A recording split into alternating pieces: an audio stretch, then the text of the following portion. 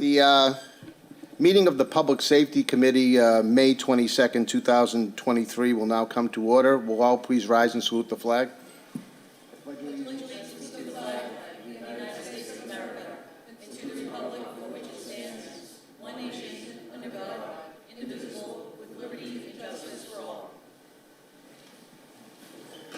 Madam Clerk, would you call the roll, please? Roll call of the members. Councilor Cogliandro. Here. Here. Councilor Silvestri. Absent. Councilor Zambudo. Absent. President Pro Tempore McKenna. Here. Here. And Chairman Rizzo. Here. Here. Quorum is present. One item on this evening's agenda.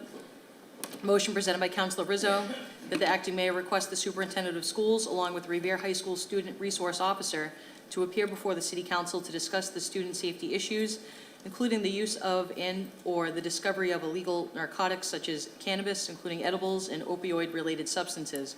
Further, to discuss behavioral issues, truancy, and student safety, not exclusively, but especially at Revere High School. Thank you very much. And also like to recognize a couple of counselors that are not on the committee but are here. We have Councilor Serino and Councilor Visconti with us as well. So I want to thank them for being here. The clerk just read the motion as submitted. The reason that the motion was submitted is actually because of numerous things. One of the first things was a report that I read, nothing to do with Revere Public Schools, but back in March, there were 5 students at Boston's Tobin School that were taken to the hospital for ingesting edibles. And so, I mean, clearly we just want to make sure that we're staying on top of those type of things. This is kind of a, at least for me anyway, it's kind of a new topic that I hadn't really considered that could be, you know, potentially harmful for our students. Subsequent to putting the motion in, I've also learned about other things that have been going on at the school, which maybe we can discuss as we go on. But I understand that the superintendent, and I want to thank Superintendent Kelly for being here. I understand she's prepared a PowerPoint, but I think prior to the PowerPoint, there are counselors here that have questions. So I think if we could allow the members of the committee first and then other counselors who are here to ask their specific questions. I'll save mine for the end. I think that's the way we should go. And then we do have an hour slated for the meeting, so I think we'll have time that we can look at the PowerPoint that the superintendent has prepared. So with that, I'd like to open it up to counselors who may have questions for the superintendent and/or the school resource officers that are here. Councilor Cogliandro. Thank you, Mr. Chairman. Through you to the superintendent, just curious, how long is the presentation? 20, 30 minutes, or? I would guess that it's closer to about 15, maybe All right, 20. Mr. Chairman, if I know you just said councilors first, but I would be more than willing to hear the presentation first. If that's the, if the members of the committee are willing, then Superintendent Kelly, feel free to begin your PowerPoint presentation. Sure, thank you're you. ready. And I don't know how to make it appear. I think Ashley's going to do that, right? But you have copies of the slides in front of you that we just gave out. And I want to begin by saying discipline and behaviors in schools have been a challenge for the last couple of years.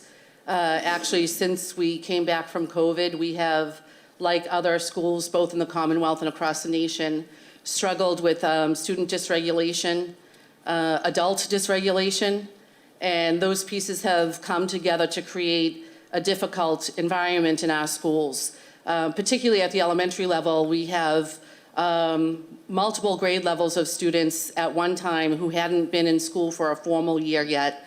And so the administration and the teachers have been working to try to help those kids understand what it means to be in school and what that looks like and how to behave. The same is true at the high school level. When we came back last year, only our seniors last year had actually done a full year of high school. So our freshmen, sophomores, and juniors were all new to being in school for a whole year at Revere High School.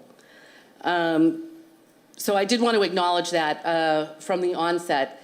Another piece that is confounding what's happening in schools is the legalization of marijuana. As Councilor Rizzo pointed out, because that's been legalized, a lot of students are under the impression that that means that they can use marijuana, which of course is not the case. First of all, it's not legal for persons under 21 years old. But second of all, none of the laws have changed around drug, alcohol, weapons, or other banned substances and materials in a school environment or on school grounds. So that can be confusing for a lot of people. We had one adult this year who we dealt with who had brought some medical marijuana to school, inadvertently dropped it, and we had to deal with that and remind that individual that regardless of what prescriptions they have, they're not allowed to have any kind of narcotics in a school environment. So we're all learning through these new pieces. There was also a change to the law around discipline of students, and that was specifically Chapter 37H and 3/4, which basically said, and this is new for this year, that we cannot discipline students in a way that removes them from the school environment unless we have tried other means and resources to try to remediate their behaviors. So we're struggling with that piece as well. I do want to acknowledge that Assistant Superintendent Dr. Gallucci is here, who oversees all of our student service pieces, so he oversees a lot of this work.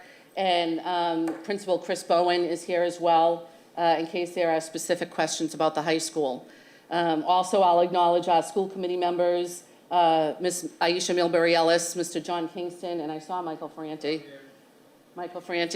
And the Chief of Police is here, along with Sergeant Internicola, who oversees our SROs. Officer Singer, who specifically is assigned to the high school, is not available tonight, so he won't be able to make it.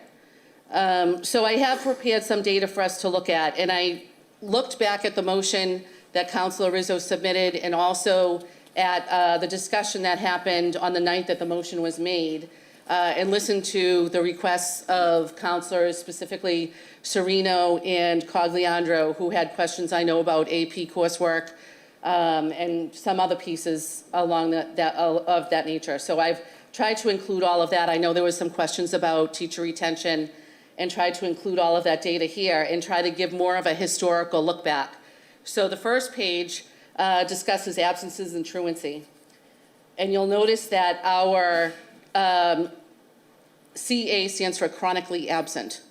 So the number of students this year who were chronically absent is 608. It's significantly higher than what we're used to, but better than it was last year, which tells us that we're moving in the right direction. But we still have a long way to go. And I highlighted in green throughout this presentation the school years 19-20. That was the year that we left early in March. So these are underrepresented numbers because we didn't have a full year of school that year. And then 2021 is the year that we were mostly remote.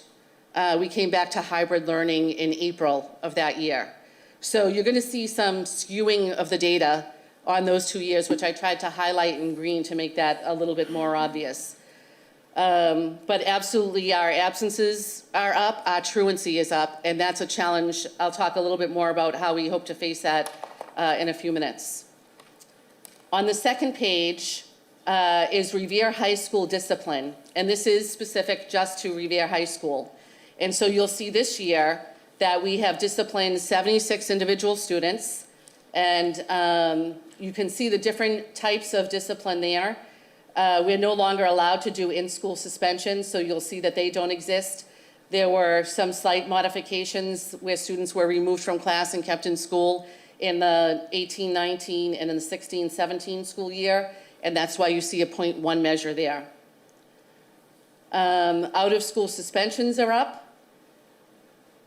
Emergency removals are up significantly.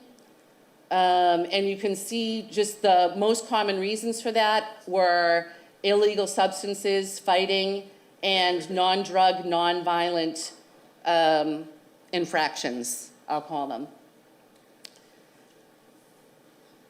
On the next two pages are district-wide discipline records. And I did these on two separate tables because the state changed how they record the data after the 16-17 school year. So if you look at this first page, you can see the different categories of discipline that they identified. And you'll see for each school year, and again, I've highlighted the 2020 and 2021 school year, you'll see there were only a total of 25 incidents, and that's because we were remote for most of the year. 1920 is the other shortened year that we had. We still had 177 instances. That was from September till March 20th when we left because COVID had actually happened then. And so you will see again that this year we have 262 incidences, which is significantly higher than what we're used to, but lower than it was last year. So more data supporting the idea that we're headed in a better direction. And then on the next page, you can see that the state used to have far more categories that we used to be able to list the instances in. And you'll see these numbers were higher back in the early 20-teens.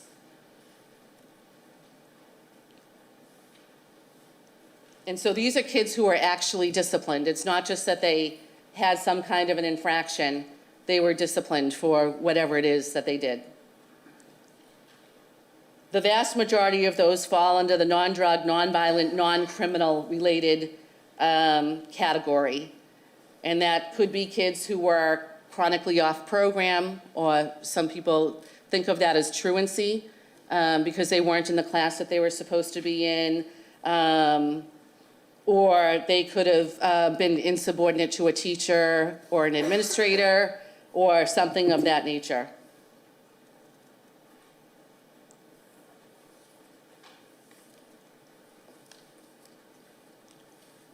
And on the next slide, I've listed teacher retention. Tell me if I'm moving too quickly through this, if you want more time. Superintendent, I just wanted to ask you, on that last page, Yep. it ends at 2016, 2017. Did I miss why that is? Well, if you go to the previous page, then it has all the years since then. So the data is over 2 pages. Oh, okay, so, well, It's the front and back of a single piece of paper. On the front side is this year, last year, 2020, 2021. okay, so for, okay,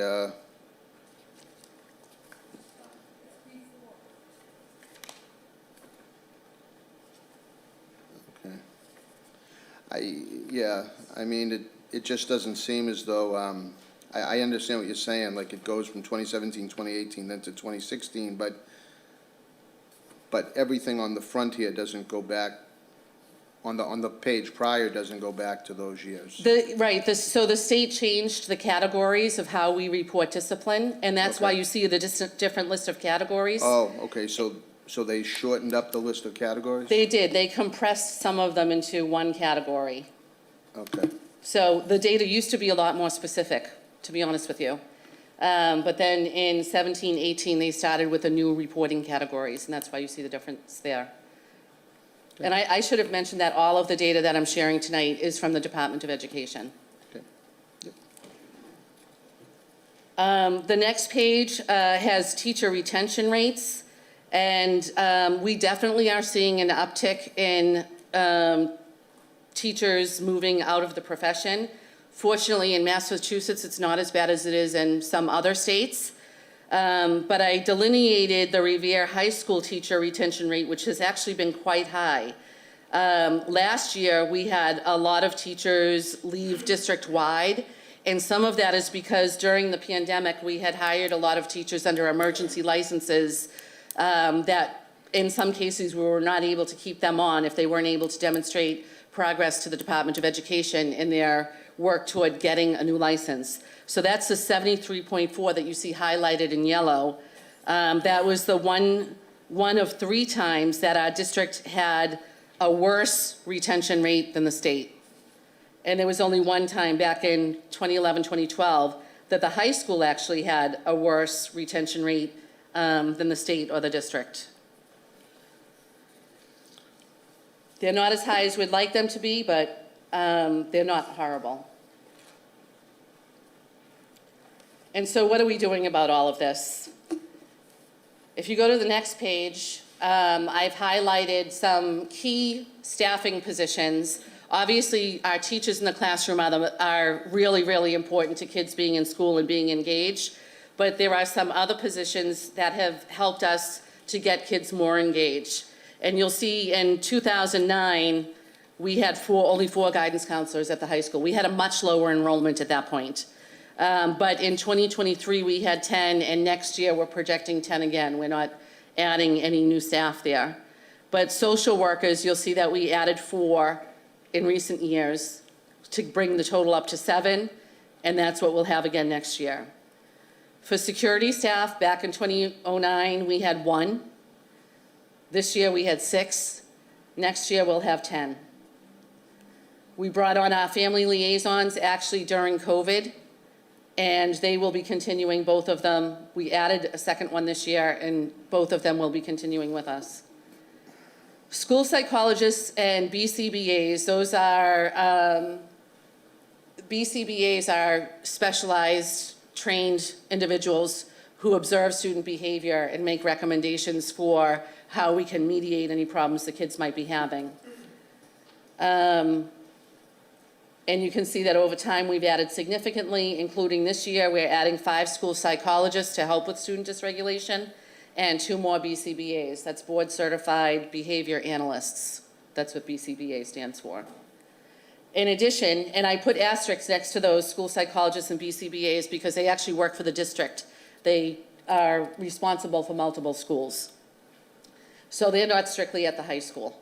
But the student engagement counselors that we're hiring this year, 5 of them, and student support specialists, 5 of them as well, will be strictly at the high school. And Principal Bowen has put together a plan, and the school committee has agreed to fund splitting of the high school into 5 sub-schools, basically. And each one of those 5 schools will have their own student engagement coordinator and their own student support specialist.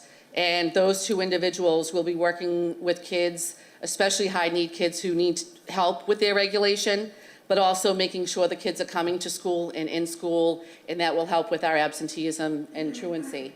And they'll be connected to families, talking to parents, helping get them on board as well. We also started a new program this year called Restorative Practices, and we have 1 full-time dedicated teacher who actually works with students who take a class with her. And she has trained those students in restorative practices, and they're doing peer mediation with their peers who are having trouble with other peers or other classmates or not coming to school. And that's a really great program because we find that when kids are able to talk to kids who are their same age or roughly their same age and might have been experiencing the same kind of thing, we make a lot more progress, and that's what the Restorative Practices program is. I think you've all met Charlie the Comfort Dog, who's been helping us. The high school started a Call Home initiative just in April, and in the month of April, teachers made over 800 phone calls home to families, and you don't have an update on that number, do you, by chance? He's gonna get it.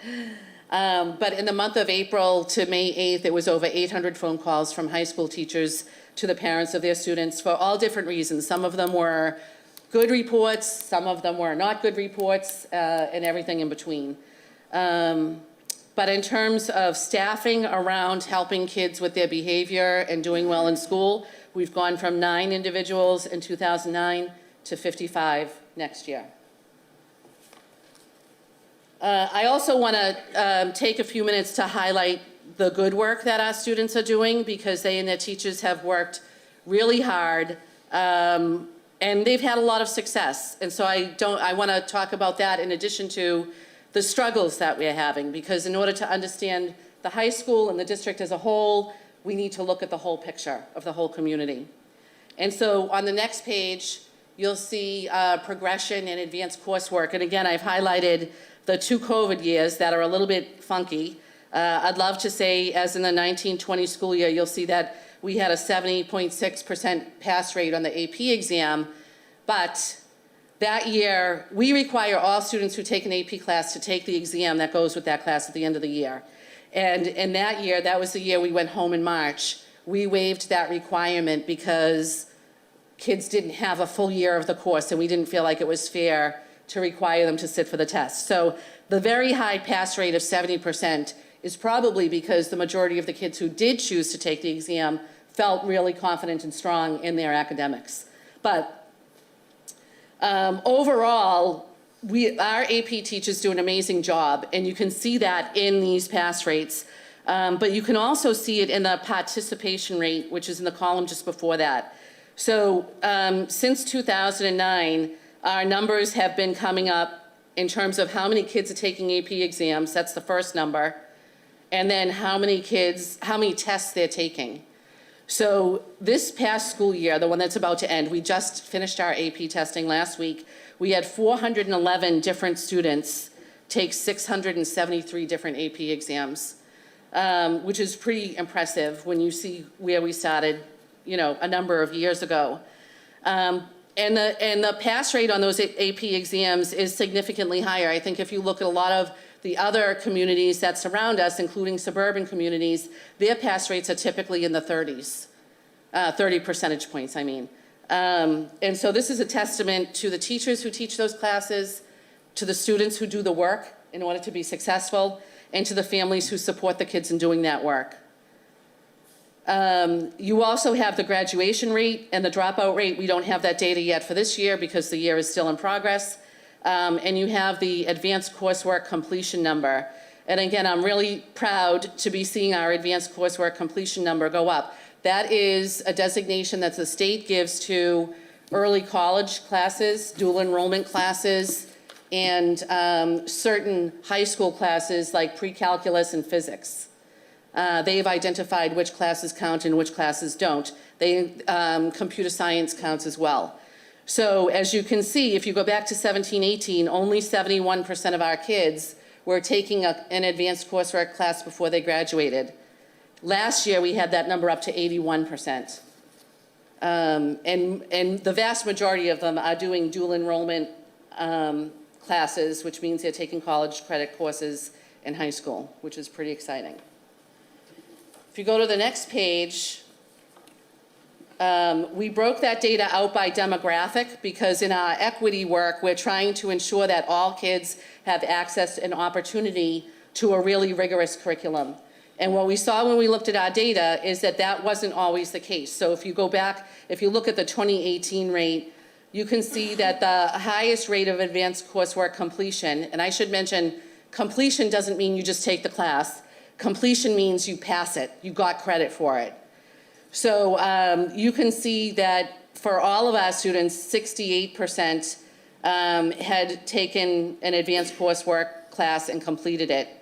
But for the kids who are high needs, which means they're either low income or English learner or special ed, only 54% of those kids had done so. And you can look at the statistics. The worst one here is only 14% of our EL and former EL students were taking advanced course classes before they graduated. As we progressed, I know that it's been controversial that we moved to a D-tracking program in all of our schools. The mission there, and it's a mission that we did not create, but that a lot of schools are going to now, is removing those barriers that inhibit some kids from taking advanced coursework. And I can talk more about that in a few minutes if there are questions, but I'll just push through the rest of this presentation for now. The good news on these demographic changes is if you look at our 2022 data and you compare it to the 2018 data, we have closed gaps significantly. The gap in 2019 for our English learner students was 51 percentage points, and that's been reduced to 22.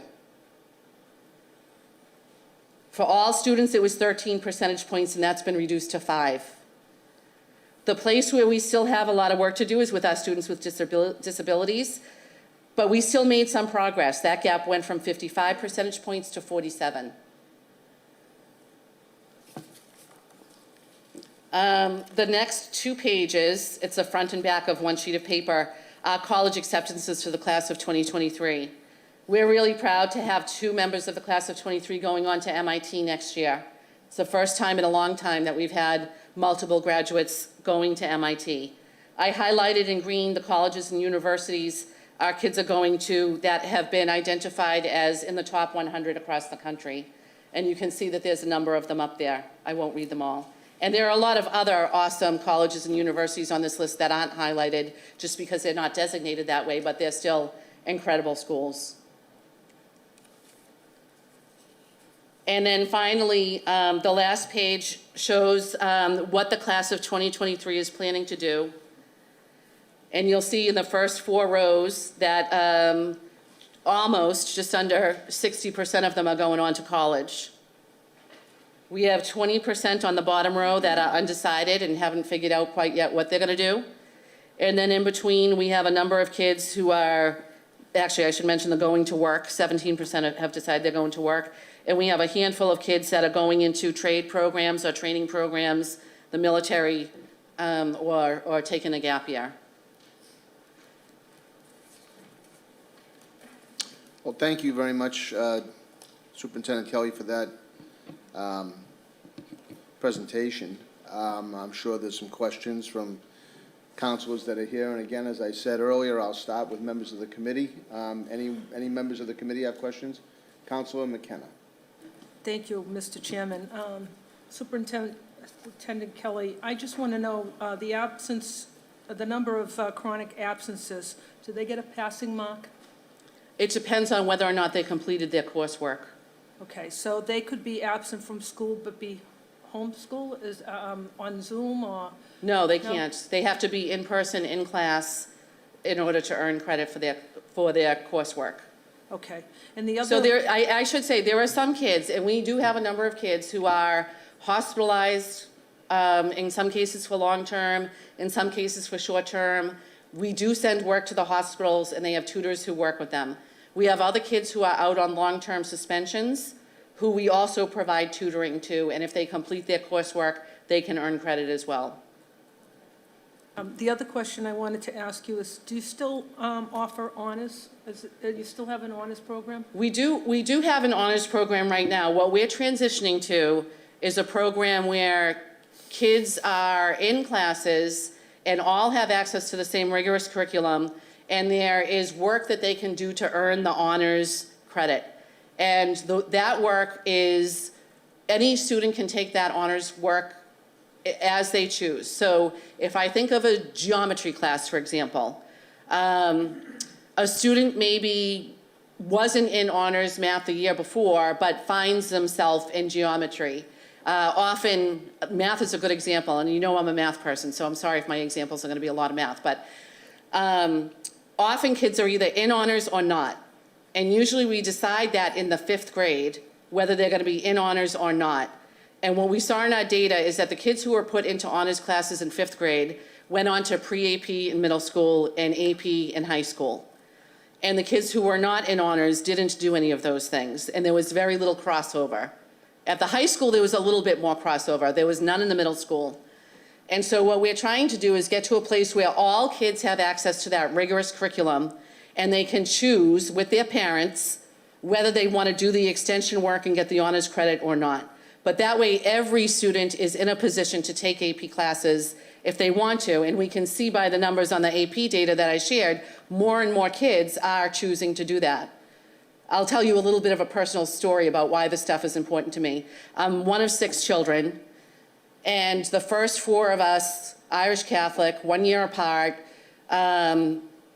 did very well in school. And we had parents who pushed us and pushed us and pushed us. School was the most important thing.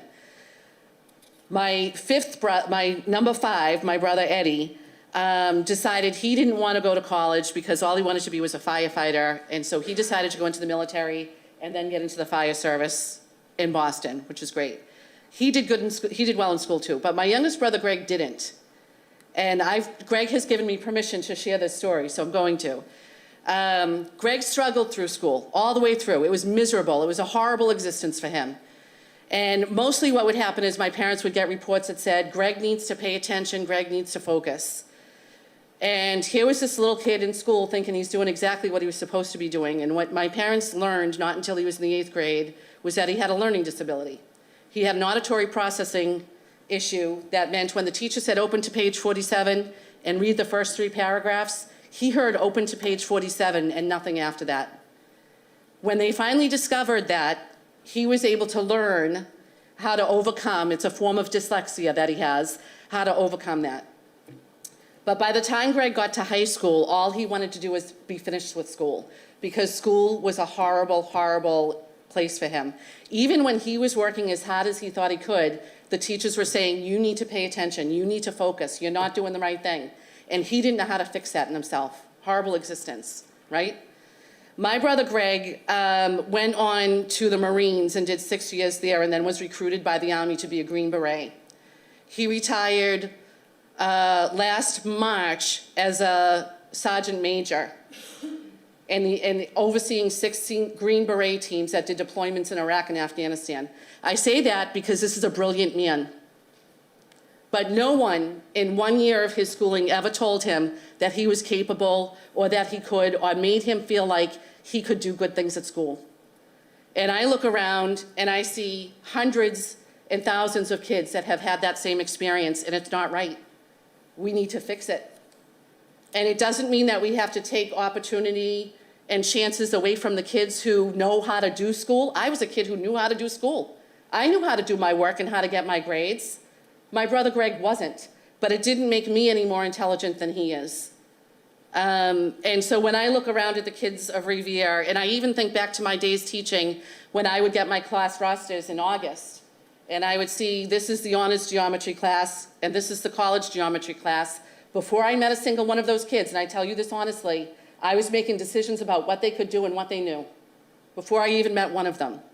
And that's what honors and college and those different pockets do to kids. And when we do that to them when they're in their 5th grade, we set them up for failure when they're in high school. So, sorry, long-winded answer to your question. So, Dr. Kelly, I also have audio processing dyslexia. Oh, wow. Yeah, so, and has struggled all my life with it. So I can understand Greg's story. So, thank you. It's a lot of people. Councilor Cogliandro. Thank you, Mr. Chairman. Dr. Kelly, thank you for the presentation. I appreciate it. So we're here to talk about public safety.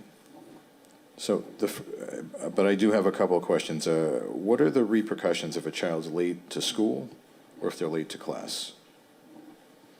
So the first step, they're marked late, first of all, and the parents should get an automated message telling them that their child has come in late. If that's happening habitually, the teacher should be calling home and having a conversation with the parents. And that's why we started the phone call initiative in April that I talked about. What we learned was that a lot of people have gotten away from phone calls since text messaging and email seems to be the preferred mode of communication these days. The challenge with that is when you send an email to a parent saying your child's not behaving well in my class, the parent's going to go to the child and say, why am I getting this email from Mr. Galucci? I'll use you for an example. And the kid's going to go, he hates me. He's been out to get me since day one. He never liked me. He's trying to make me get in trouble. And a parent is as likely or not to believe that child in their description of what's going on in that classroom. If Mr. Galucci called that parent and spoke to him on the phone and said, I'm telling you right now, he's coming in late, he's not showing up till 9 o'clock every day, then the kid has no way to refute that. And the parent is much more likely to come down on the kid and say, you need to be in class, and if I get one more call from Mr. Galucci, there's gonna be problems. So in April, we worked with the teachers to start this call log program where they're calling home. And as I said, they're not just giving bad news like that, they're giving good news as well. But it's really about trying to build the relationships with the parents and engage them as our partners in helping us fix this issue of kids not going to class. Thank you. That's where discipline starts. We're going to make sure that kids get to school on time. we have to help them become good people. It's not just about reacting, and I know you guys know that. So I guess my next question is, what are we doing to protect the students and the teachers? What measures are we taking to make sure that these crimes that are being committed in the schools are prevented? So we work very closely with our SROs and with the Revere Police Department. As I think that you all know, they've been incredible partners to us. Anytime something is flicking up, I can call the chief. Even today, there was an issue with St. John's Prep and BC High, and the chief sent extra cruises around to all of the schools. We do that work together all the time. We meet with our SROs every 2 weeks, and we go over any contentious issues that are happening in the schools or outside of the schools. And the school staff pay special attention when needed to certain individuals when their behavior inside of school or outside of school warrants that. We also remove kids from the school environment when we feel they pose a threat to other students or the staff. Thank you. Can you just briefly describe what's going on with the new caseworkers? Are they replacing security? I know we have a lot of security personnel that are also translators. Could you just touch base or touch on that for us, please? Sure. So we're actually expanding the number of security staff to 10 for next school year. In addition to the 5, I'm going to forget the name of them. I probably need Mr. Bowen to come. Campus supervisor and student support specialists, student engagement coordinators and student support specialists.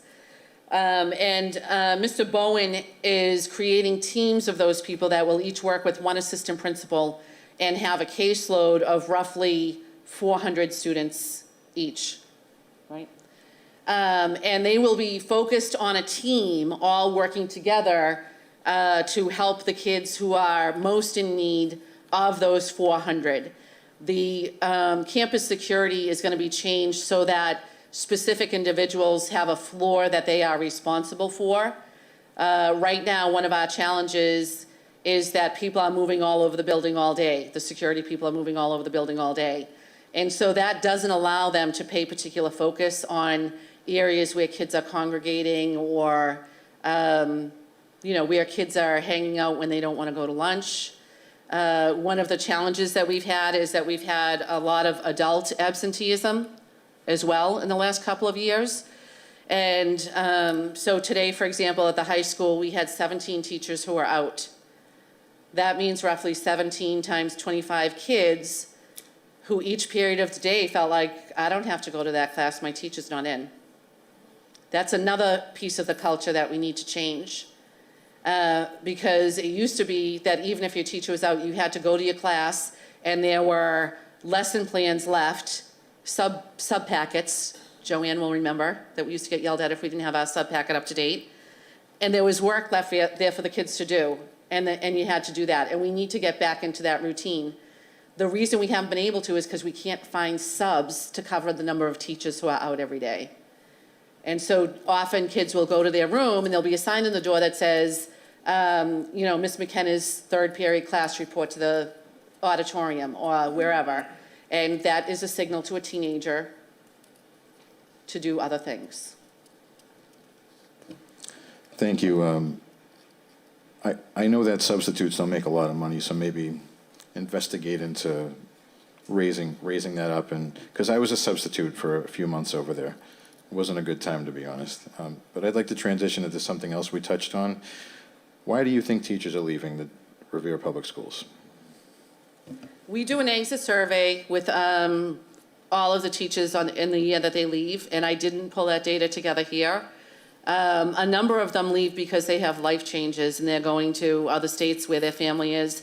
One of the things that's nice about being in a college city where there are a lot of colleges and universities is that we get a lot of new teachers out of school. But it's not unusual for them then to get married and decide to move back home where they came from before they went to BU or BC or wherever the case may be. But as I showed in the other data, our retention rates are actually higher than they are across the state. And we have, on average, about a 15% turnover rate, which I don't think is hugely unusual. That includes retirements and other changes as well. The one year that was troubling was last year. And what was different about that is that we had a lot of people who were on emergency licenses. The state had not been giving the teacher tests for a couple of years during COVID. And so they let a lot of people who had all of the other criteria except for the test have an emergency license, and we were able to hire them. But at the end of last year, if they hadn't shown progress toward earning their license, like by taking the tests and stuff like that, then we weren't able to keep them on for a second year. We still have a number of teachers this year who are on emergency licenses, but they did show the progression. Thank you. If I may, I'd like to read an email I was sent, and I got a lot of information from a lot of teachers, but I want to read this one specifically because it relates to the question I just asked. Mr. Chairman, thank you very much for the leeway. No problem at all. So these are not my words, these are a teacher's words. I can't stress enough what an utterly horrible place RHS is to work at. It appears to me that it will be hemorrhaging teachers after this year. All I hear from everyone is, I just can't stand it. At least one teacher I know is retiring early just to get out and losing money from their retirement. The administration refuses to use any consistent discipline with students, and they are basically out of control. The kids fear no one. Walk into the student cafeteria at any given time and you will see many, many students lounging there, refusing to go to class. There is no attendance policy. There is no phone policy. Having said that, it's impossible to teach students with phones, and it's just as impossible to get them to put them away. Boston does not allow phones in their classroom, period. The RPS district is a very inferior learning environment due to what I have just explained to you. Teachers feel devalued, feel bullied, and their mental and physical health is suffering due to the terrible way the district, in particular the high school, is being run. I am leaving because I am so done being abused by students who are enabled by the administration. It's probably a good thing that there will not be a new high school built to the tune of $500 million. It will probably be trashed in a year or two. Just the truth. I'd also like to read you the comments from this person's exit card. The way I've been treated by students over the years, especially this year, has been disgraceful and utterly dehumanizing. I will never allow myself to be on the receiving end of this kind of treatment again. In my former career, this never happened. I regret becoming a teacher with all of my heart, as it has been psychologically damaging, bordering on traumatizing. The only positive aspect of this entire workplace environment would be my relationship with my wonderful colleagues.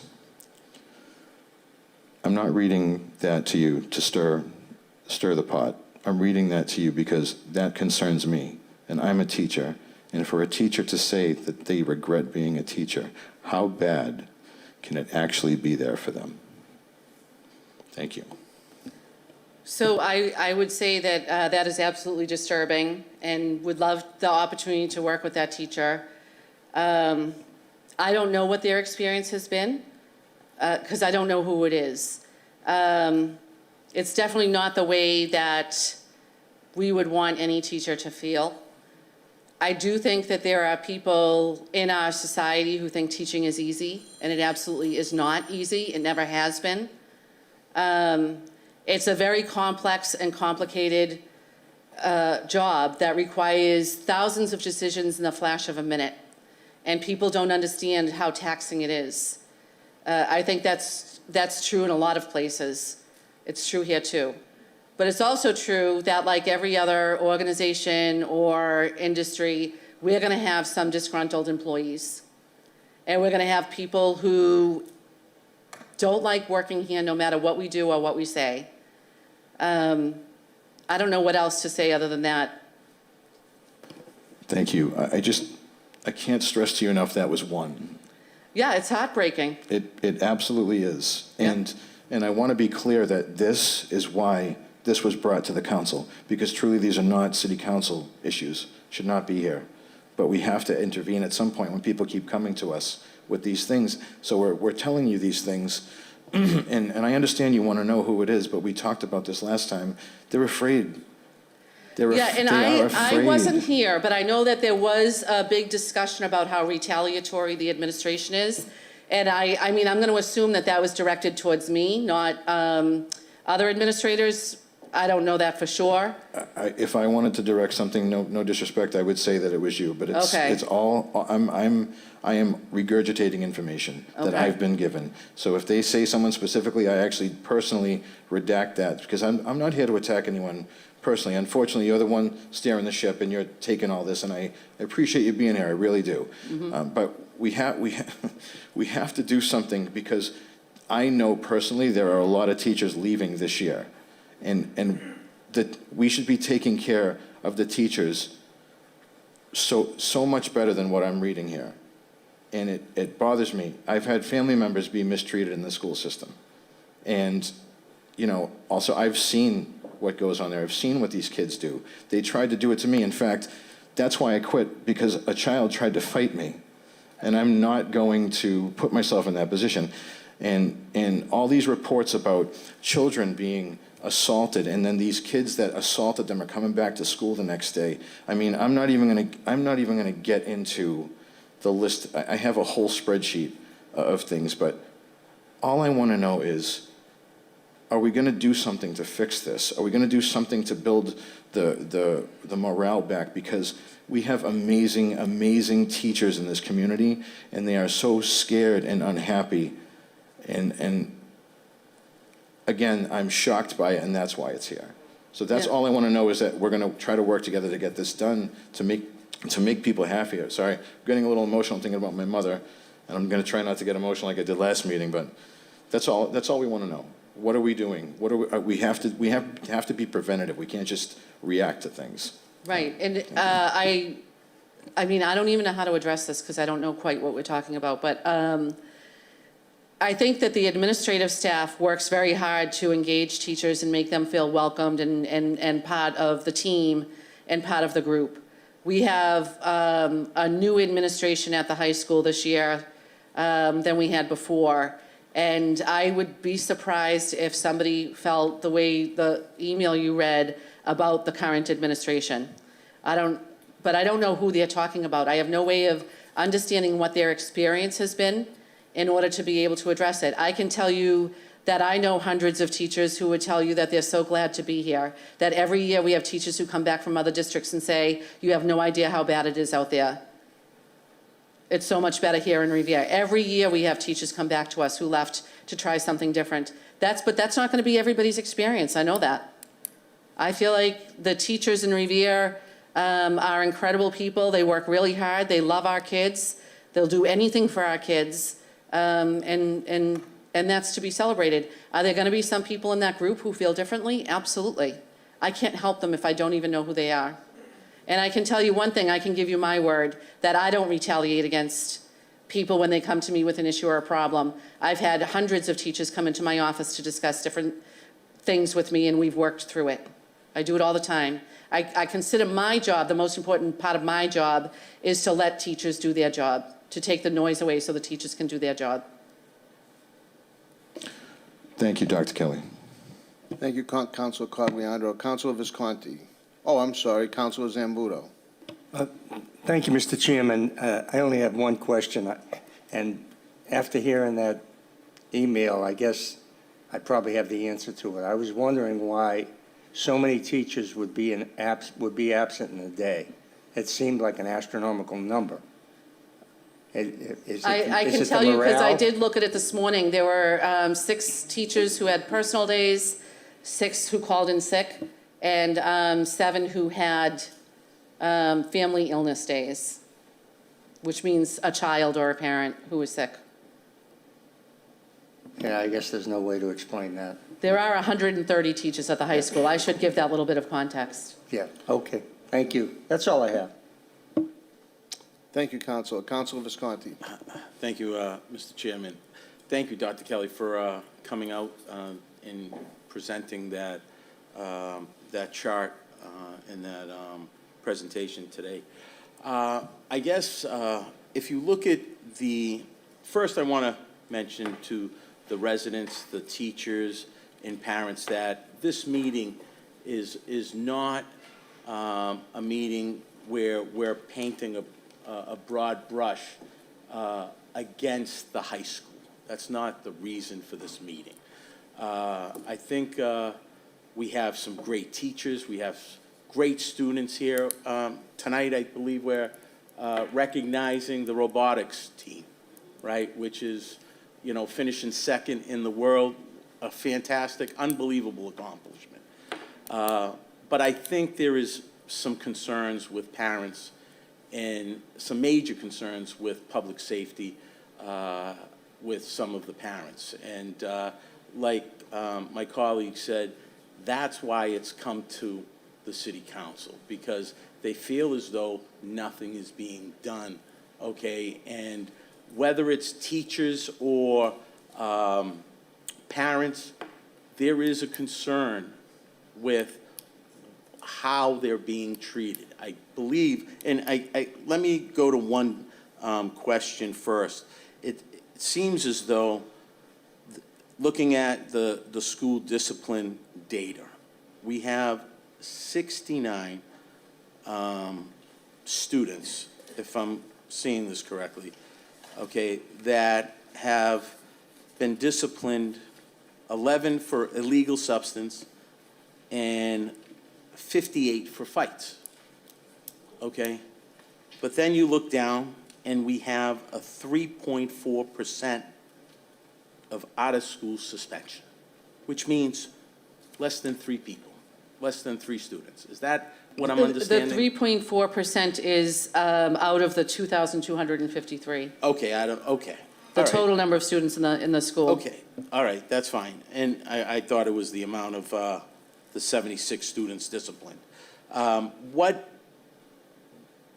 kind, if they're not, I mean, these are serious charges, right? Serious disciplinary actions, you know, drugs, fighting. I was speaking to one parent. She sent me 5 videos of fights in the hallway with at least 15 to 20 kids watching the fights.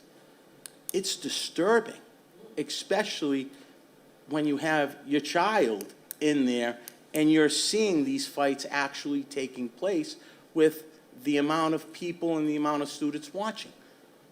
What is being done? Because it doesn't seem to be getting better. If we look at it, the number is probably almost doubled from last year.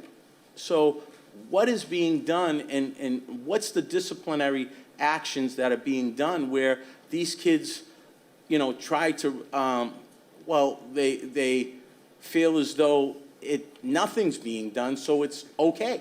So, and I'm not sure that that's the case. What I'm trying to understand is if the numbers have grown, what is your administration doing to try to curtail that? And that's the problem I'm having. Yeah, it's definitely a challenge, and you see that the percentage of out-of-school suspensions has increased significantly, right? So the Yeah. 3.4% is up 50% from what it was last year, which is up even more from the years before that. So we are definitely disciplining more kids and sending them out on suspension. That is, I mean, the number of fights, 58 students, I should say, were disciplined for fights. It doesn't mean there were 58 fights, right? So roughly cut that number in half. If parents have video, we wish they would send it to us. Whenever we get video, we research it, we find out who was in that fight, and we engage our SROs and we address it with those students, and they get suspended. But we don't always have the information. If people are giving you information, I hope they're giving it to the school as well, so that we can address it. I can't address videos that are put on Facebook or Twitter because I don't always have them myself, right? So the first thing we would ask of parents, city councilors, and everybody else is if you become aware of an issue, please make sure that we are aware of it. And certainly, like, we had one instance recently that I'm thinking of where there was a fight, and there were a bunch of kids standing around watching, and every one of them, we got a video that a student took on their cell phone, Every single one of those kids that was involved was brought into the office with their parents, and it was addressed. Did we suspend the kids who were standing around? No. But we did suspend the kids who were involved. And that's what we do. But we try to have the conversations with the parents about talking to their kids about don't stand around and videotape a fight, right? And this is one of the things that's different now than if we go back 10 years ago. We didn't have phones. Everybody wasn't videotaping everything that happened. There were still fights. I mean, I can tell you that there was a fight when I was teaching in room 203. I think the year was around 1998, maybe 99. And two girls got in a fight in front of my room, and I tried to break it up. And one of them had pepper spray, and I got pepper sprayed. Yeah. Right? So these are things I think, I know when I was in high school there were fights. I can't imagine a time when there weren't fights in high school. But the best way that we can prevent that from happening is all of us working together. When students or parents hear that something is kicking up, let us know. We'll address it. We'll pull those kids in before anything happens and address the issue. That happens quite frequently. If I may interrupt, and Yeah, no, go I ahead. appreciate the response and the rebuttal. Help me understand what's being done with, I guess, the bathrooms in the high school is a big issue as well.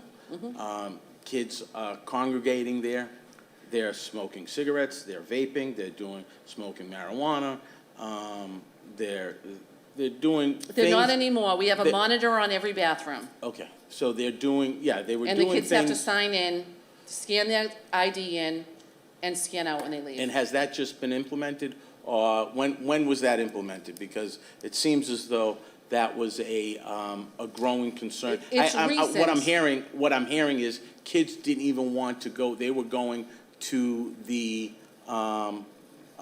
nurse's office to go to the bathroom because they didn't want to go in to the bathrooms because of the things that were going on there. Mm-hmm. So that must have been something that's just been implemented. February, Correct me if I'm March, wrong. maybe? March?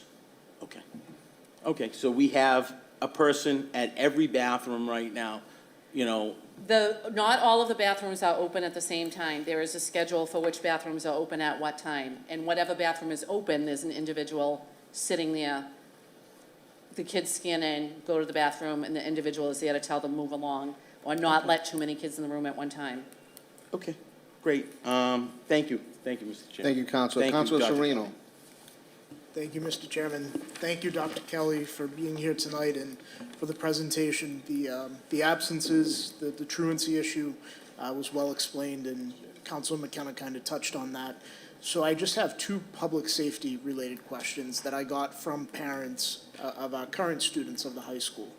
Number one, has there been a canine sweep of the halls and of the school grounds since that unidentified substance was found? Because from what I'm being told, at least, there haven't been random sweeps, and parents were assured there would be. Right, we had planned to do 3 of them, and there were some problems working with getting other agencies available to do that, because you need a team to do the whole building.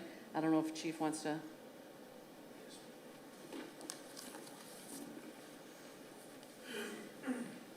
Sir, how are you? Doing well, thank you, Chief.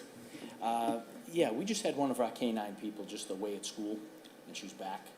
So we can try to, organize another sweep. But those are only so effective. I mean, yeah, it's good to do, but it's challenging too because we have to access the lockers and everything else. But we are absolutely gonna proactively do another sweep, and I've had conversations with the superintendent and Mr. Galucci as well about those. Thank you. Thank you. That's good to, for reassuring for the parents who are watching tonight. So- Yeah, no, Thank you. absolutely. Thank you. And one other question, a gentleman had alluded to this at a previous meeting, and I've also heard it from parents of current students. How are, and can you, I don't know if you would confirm this, but how are people getting into Revere High School who aren't students and sitting in on classes? I don't know how often that happens, if it was a one-off thing. Even if it was a one-off thing, that does sound It has happened concerning. twice. And once it was a student from a private school that didn't have school that day, and their friend let them in, through a door that they weren't supposed to. And we found out about that one because it was actually a parent, maybe the same parent, who let us know that that had happened, and we were able to address it. The second incident was two students who were not enrolled in Revere High School but were in the enrollment process, who a staff member arranged to come into the building, and that was addressed with the staff member, that that's not appropriate until they're fully enrolled. Thank you, Superintendent, and thank you, Mr. Chairman. Thank you very much. Other councilors have just come in. Councilor Powers, would you like to ask any questions? Yes, Dr. Kelly, one of the things you mentioned were when a child is removed from the school system, what is the follow-up on that? Is there any follow-up? If they're suspended, you mean, or expelled? Expelled? So it is a challenge to expel students these days because the law doesn't allow it in very many instances. There has to be a felony charge against the student in order to expel permanently.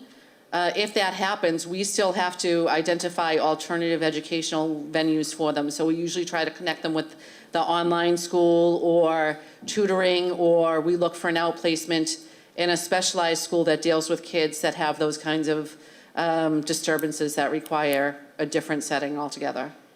So am I correct in hearing what is, when a child is expelled from school, there has to be a felony involved? Yes. Really? Okay. And what are we doing now today to prevent students from just walking around the school anywhere they wanted?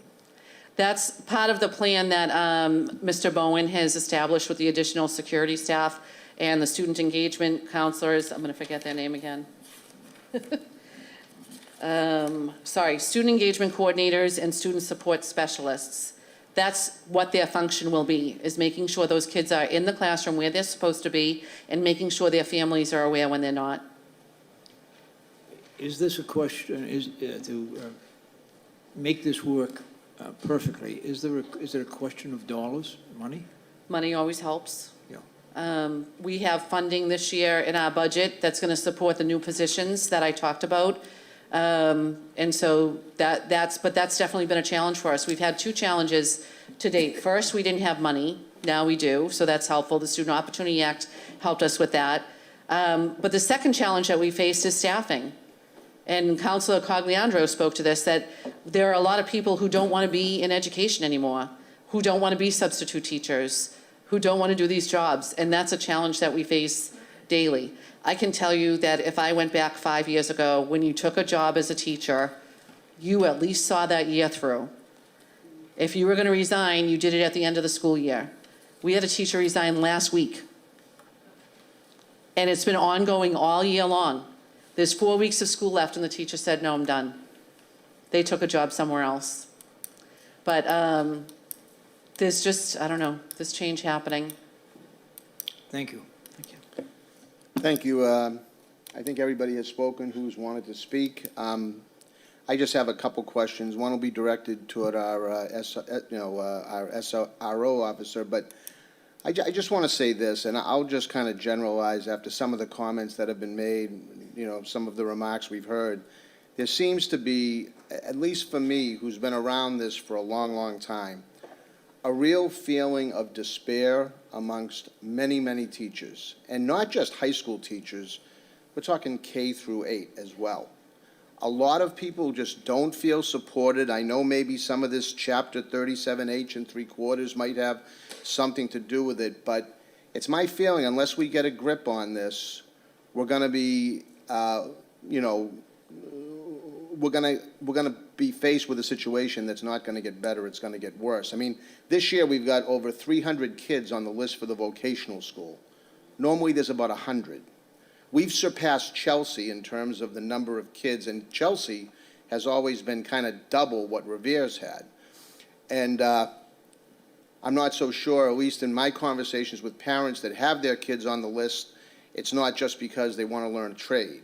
So I really think that, a lot has to be done. It seems like things have been done over the last couple of months, maybe to make things more palatable or more tolerable, you know, in terms of, you know, locking down the bathrooms and monitoring the bathrooms. I had one teacher tell me they don't like to teach there because the smell of marijuana through the building is just so bad they can't really function. I mean, that's kind of disturbing. You know, I have just one question before I get to the SRO, and it has to do with the attendance policy. And I know you went over it, and I appreciate that. But I was under the impression that state law said 5 days per quarter is all that's allowable. Is that not true, or? No, the school committee sets the attendance policy for the district. That's a local decision. It's not a state decision. Okay, so you don't have to report to the state the number of absences We or do. anything? We do. We still have to report it to the state. It's part of our accountability, is absenteeism. But they don't say, they count how many kids are chronically absent. These are the numbers that I Right. gave you. That's what the state looks at.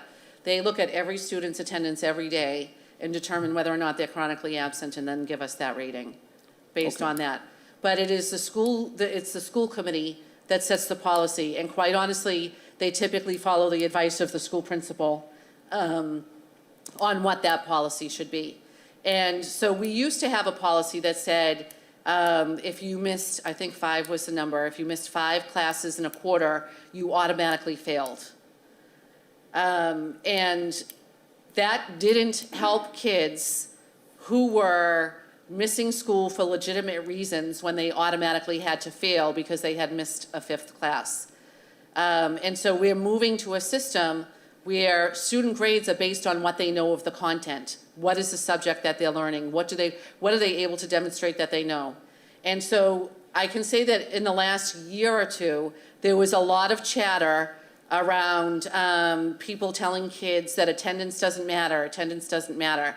I can tell you that kids who don't come to school are not passing their classes. And I know that there was something said last time about a teacher being told that they couldn't hold a kid accountable for their attendance. The only time that would happen is if the child had a hospitalization or some medical condition that said they could have extended time. We don't ever tell teachers pass a kid who has failed. We just don't do that. If somebody said that they were told to do that, I would like to know about that because whichever administrator told them to do that needs to be held accountable for that. It's not okay.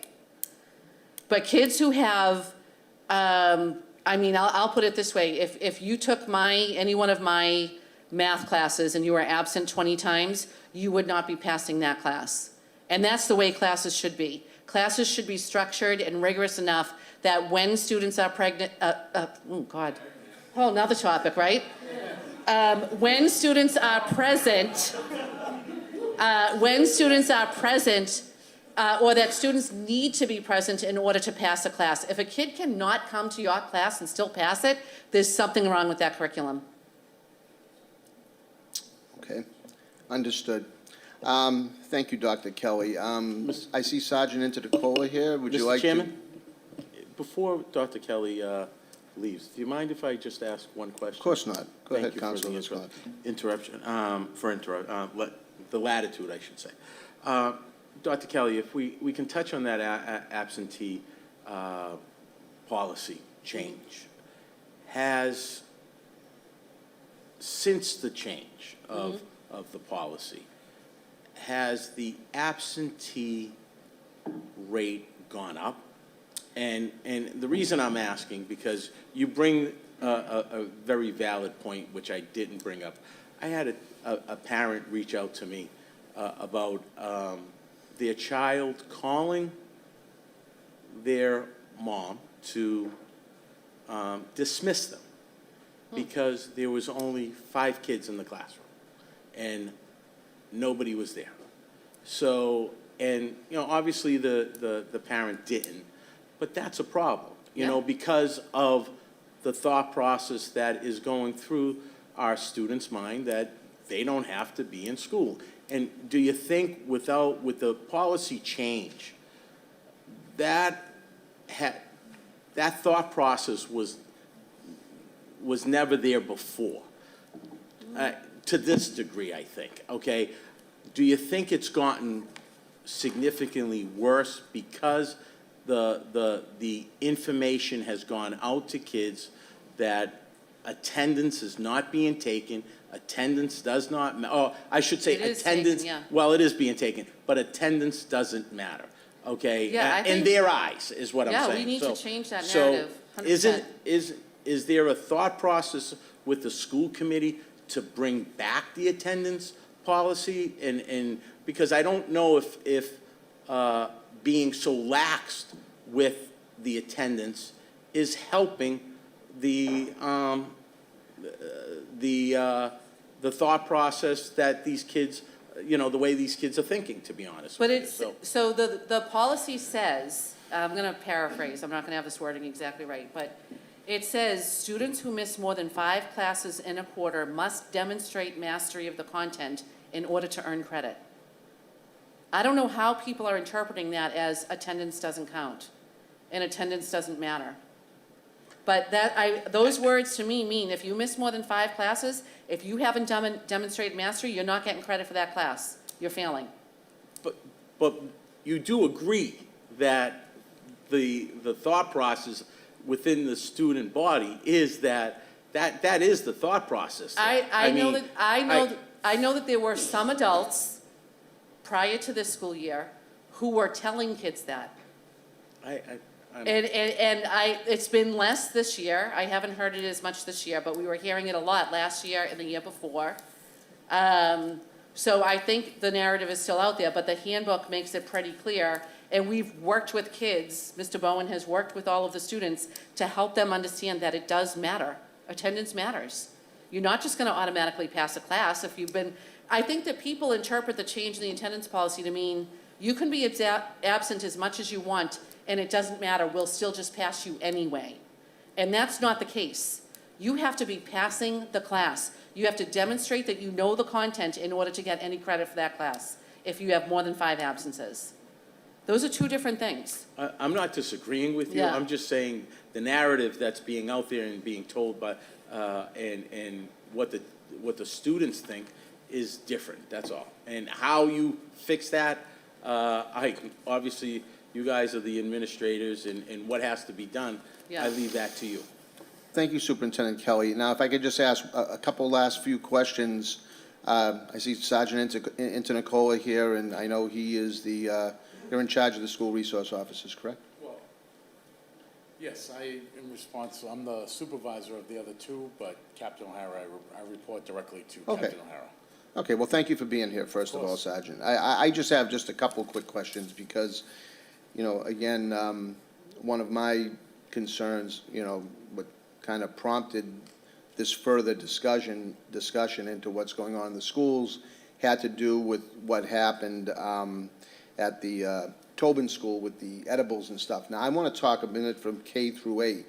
What are you finding in K through 8, in addition to the high school? Are we having any trouble over there in terms of discipline or the way children are you know, acting towards teachers or administrators? I believe the Wayland School, I don't know how many principals have been through there over the last few years. I think there's been several changes down there, haven't there, in the Wayland, or?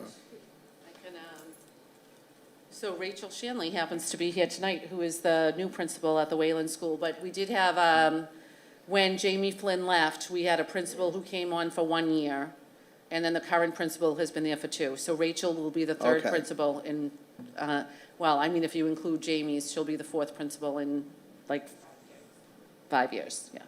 Okay. Okay.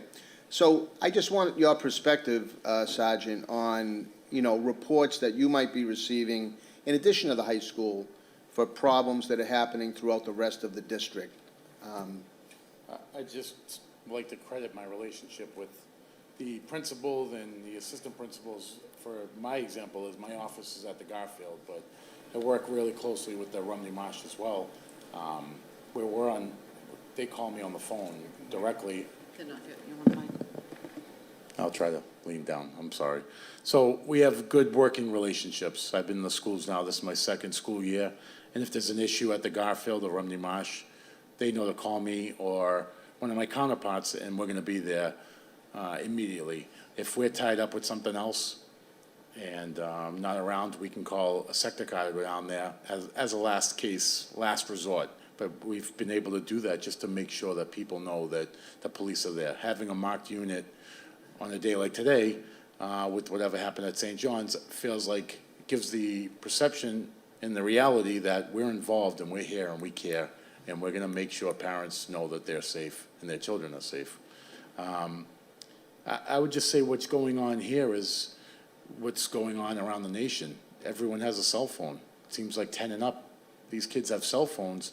And from my interactions with the school administrators and the parents, you know, if there's a disciplinary action, it's preferred to have permission from the parent if I'm going to be speaking to them. If you're going to have a police officer talk to your child, the administrators want to get permission from that parent, or have them present, give them that option. So we do that. But a lot of these parents don't know what Snapchat is. They don't know the codes to get into their children's Snapchat. And there's a whole safety plan on that we'd like to encompass to parents, to be in control of your children's cell phones. They're very young and they have unlimited access to whatever their minds can think of. And these young minds are exploring. I can't imagine having a cell phone when I was in school and thinking about when we were younger, the things we would have tried to look up. That's what's happening in real time. And some of these parents don't understand that because maybe they don't have the cell phone, or they don't have the Snapchat, or these different apps where, you know, it's endless what you can do. You can talk to, you know, strangers. And there's an app where you're almost playing roulette with the world, and you're just going to get paired up with someone you don't even know who that is. And it sounds fun or funny or interesting, but it's dangerous. And from a police officer, from a parent's perspective, I don't want my child doing that. So parents really need to be in control. And I'm sorry to go off on a tangent, but I think these cell phones are a major issue. And then the second thing is these vapes. Where are they getting them? Why they have them? Do their parents know about them? What are in these vapes? You know, it's cause for concern. Parents need to be more involved. But when the administrators of the schools are involved, then they get us involved. And, you know, we're trying to give education as to why these kids should not be using those items. Yeah, and I couldn't agree more. And that's where parents, you know, those of us that are speaking tonight, get calls, bump into parents out on the street that have school-age children that are concerned. I'm not suggesting that the majority of kids are participating in this, but it's exposing these kids to different things that isn't enhancing their learning. And so, you know, our goal is that, I mean, you know, this whole new disciplinary action chapter is discouraging. I mean, we need to, you know, I think we need to maybe interpret that a little bit differently and give these teachers some support so they can do. I'm just going to give you an example. And I don't think this is just, you know, a one-off. You know, kids will walk up and use vulgarity at a teacher. Teachers have taken them down to the office, and I won't say which schools, but there's been multiple times this has happened. And they're told, well, there's really not much we can do, sorry. So these teachers can be spoken to in a way that I certainly couldn't imagine going back to my time, but even not that long ago, you wouldn't think of using vulgarity against a teacher. And again, it goes back to the whole feeling of teachers not being, you know, feeling supported. And now if they don't feel supported, it starts to go down that slippery slope. And we don't want to see that. We want a top-notch education system for our children. And, you know, so that's why I just wanted to get your perspective on what was going on in the schools. And you know, certainly if the city council can help in any way, you know, by providing resources. I mean, I know we talked about other issues in terms of, you know, school buildings, but there's a lot of concern amongst a lot of us about what's going on inside those buildings first, so that we make sure that, you know, we're on that right path to give the best education we can. And there's a lot of good learning. I mean, we learned a lot tonight with the PowerPoint, you know, and it's good to know that there's still, you know, a lot of good solid kids and a lot of good solid learning going on. But, you know, it's that old, you know, it's like the ones who aren't interested so much in learning. We don't want to see them ruin it for other kids who, who are. And so that's where I think action needs to be taken, and teachers need to feel supported and respected. So I appreciate you being here. And if there's, Councilor Morbido? Thank you for the leeway. Sergeant, since you're giving your perception of things, do you reach out, do resource officers reach out to other resource officers in other cities to see what's going on in their schools? And is it your perception that this is just happening in Revere Public Schools or every public schools? No, I just went to a safety conference with SROs. There was over 600 SROs there. The conference was in Norwood. And so just talking to the 12 people at my table and others around the conference, it's the same struggles going on right now. I'm sorry, it's the same struggles. I just went to a safety conference in Norwood with 600-plus SROs throughout the state. So we do network, we do communicate with each other, and especially at times like those safety conferences where we're all learning the new laws, if there are laws, and which there is new juvenile laws every year. That's what we were doing at that conference, and we were comparing notes, and it's the same in, I met some people in, I forgot the name of the town, but obviously Haverhill and South Shore, North Shore, we were all comparing notes, and it seems. So it's a regional issue, it's not a Revere issue? Oh, it's not just Revere. It's absolutely. basically everyone's going through it. Okay, I just wanted to make sure that we're not singling out just our school system. Yep, and then just talking to them, this was last week, so, the phones is fresh on my mind because it's not just Revere, it's just, my eyes are open to it as a police officer, as SRO, as a parent, and I just really want to get that out there to the parents, and I figured this was an opportunity because it's one of the most important things that they need to be focusing on, and these phones are dangerous, that's all. And I wanted to bring it up because it's really bothersome to me, some of the stuff that I've seen, so. Thank you. I appreciate your feedback and your point of view. And I agree with the chairman that teachers should be respected and valued. And sometimes they have such a long day and they feel undervalued sometimes at the end of the day. So we need to somehow make them feel more appreciative. Yeah, thank you very much, Counselor. And I agree with Counselor Morbido, and I can appreciate what you're saying about the other school districts. But, I've never been one that wants to fall in line with what every other school, we have to, I like to be singled out for good things, We can stand out amongst other school districts. We have in the past.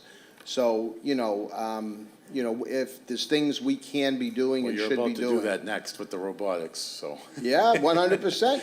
And we celebrate those successes. We celebrate, we've had a lot of successes in the past. So, we can focus on the positive things that happen, and we can try to fix some of the things that need to be fixed.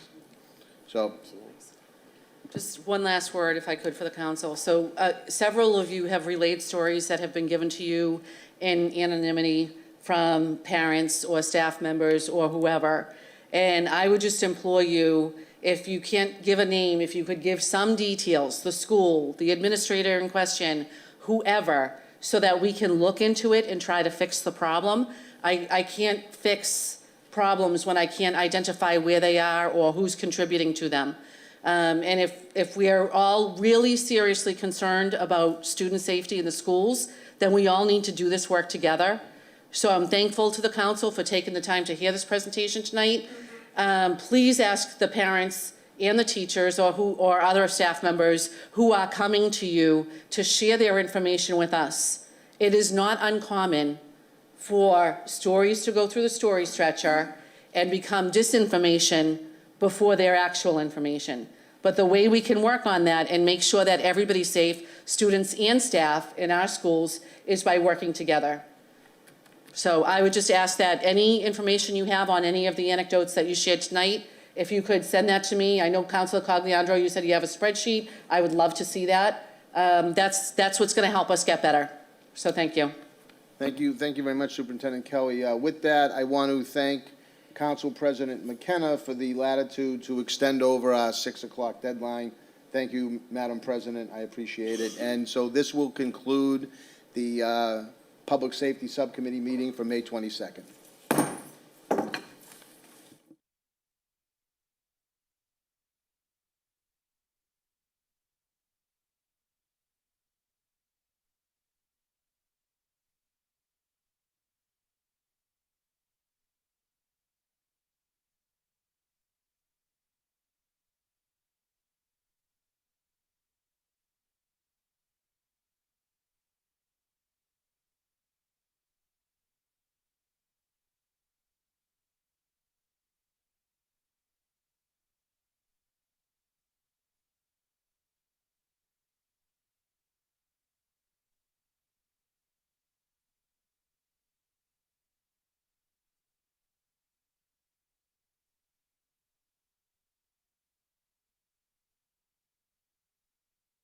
Welcome to the May 22nd Appointment Subcommittee. Will you please rise to salute the flag?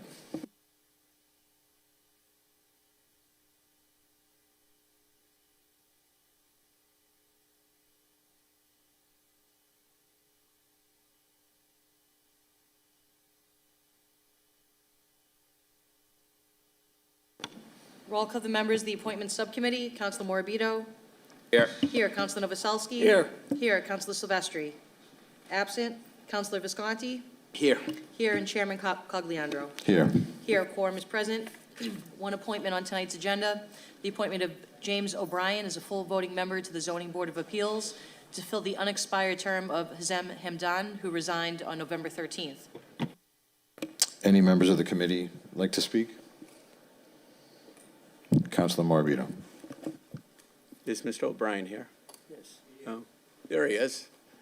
So, Mr. O'Brien, I just want, if you can, I know you, and I think a lot of people on this council know you and know your background. If you can just tell the viewers, give a little bit about your experience. I live at 87 Atwood Street. I previously served on the planning board. I've been an associate or a member on the zoning board for approximately a year now. Thank you. Any other Councilor Zambudo? Thank you, Mr. Chairman. I know I'm not a committee member, but I wanted to give my endorsement of this gentleman. He's dedicated and honest, and I think he belongs on that board, and I'm happy to have him. Thank you. Councilor Powers. Thank you, Mr. Chairman. I also have a strong knowledge of Mr. O'Brien. I've seen him working up at the ZBA board when there was a need for it, and he's always done that job effectively and in good taste. Thank you. Councilor Novoselsky.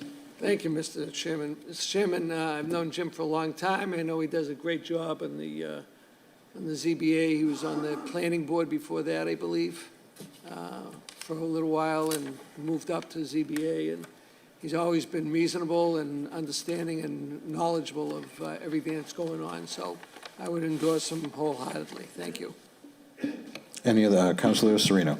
Thank you, Mr. Chairman. Mr. Chairman, through you, Mr. O'Brien, it's good to see you up here tonight, and I look forward to supporting your appointment. And just for the edification of the public, just to keep consistent with the comments that at least I made in the last meeting regarding appointments, Mr. O'Brien is already a member of the ZBA. He's been an alternate member. So all we are simply doing would be raising him to a full voting member, and we're not technically confirming a new appointment. So just wanted to make that clear. Any other councilors? Okay. All in favor? All opposed? So ordered. And this concludes the Appointments Subcommittee meeting. Thank you. Thank you very much.